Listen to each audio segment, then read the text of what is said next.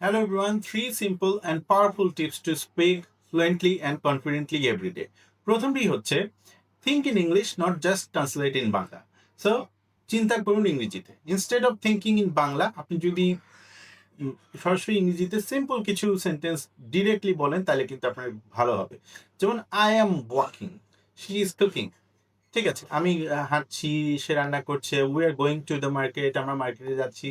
সরাসরি চিন্তা করুন আপনি ইংলিশে, নট ইন বাংলা।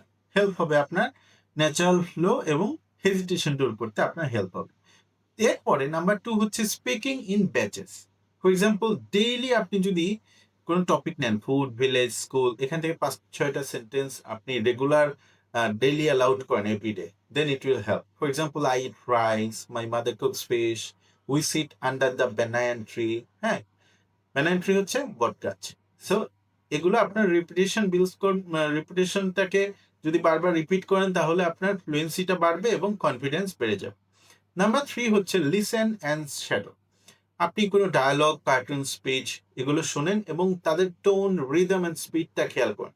এভাবে যদি আপনার, এটাকে বলে ইংরেজিতে শ্যাডোয়িং। হ্যাঁ, এই শ্যাডোয়িং যদি করতে পারেন তাহলে আপনার ইংলিশে কনফিডেন্টলি আপনার আপনি বলতে পারবেন, বিকজ আপনি মাউথকে ট্রেন করছেন, আপনি কানকে আপনার ট্রেন করছেন এবং এটা আপনার ওভারঅল হেল্প করবে আপনার ফ্লুয়েন্সি বাড়াতে।